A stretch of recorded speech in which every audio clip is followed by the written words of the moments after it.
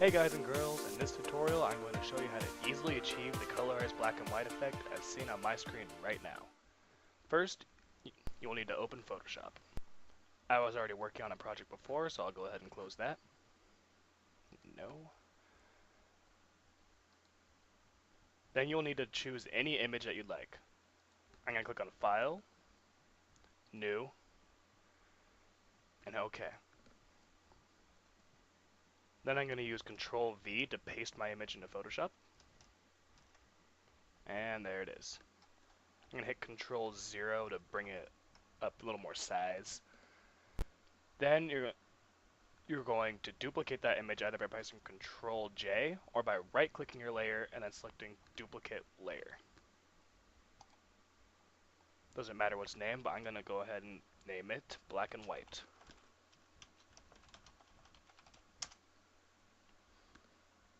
Then you're going to want to convert this layer into black and white. You can do this by going into the image menu at the top, going to Adjustments, and selecting black and white. As you can see, the keyboard shortcut for this is Alt, Shift, Control, B. Just click OK, and your image should be black and white now. Then what you're going to want to do is you're going to want to move your colored layer to the top of your other layers.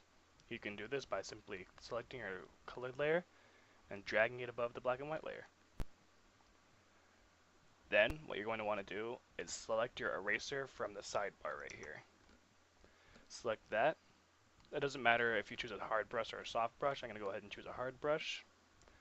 And then you just start to erase the parts of the picture that you want to be black and white. So what I'm going to do is I'm going to make my brush really big and erase parts of the crowd. You see that just makes them black and white because you're simply erasing part of the colored layer that you want to be black and white. So I'm just erasing here, making sure I get all around the edges. And if you mess up, just hit Control Z. Like I did right there. And then you can zoom in, make your brush a little smaller to get closer around the edges. As so.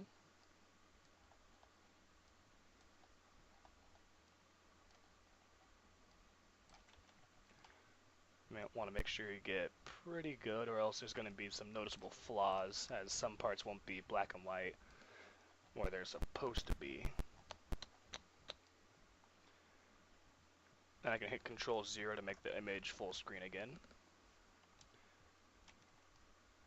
As you can see, this is a really simple process. Almost anybody can do it with little to no Photoshop skills. So I'm just going to erase in here, and once I get the image the way I like it, let's see, almost done here.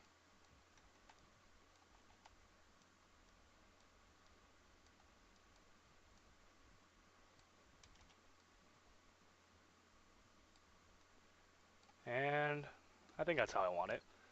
So it's pretty easy. So now you hit File, Save As.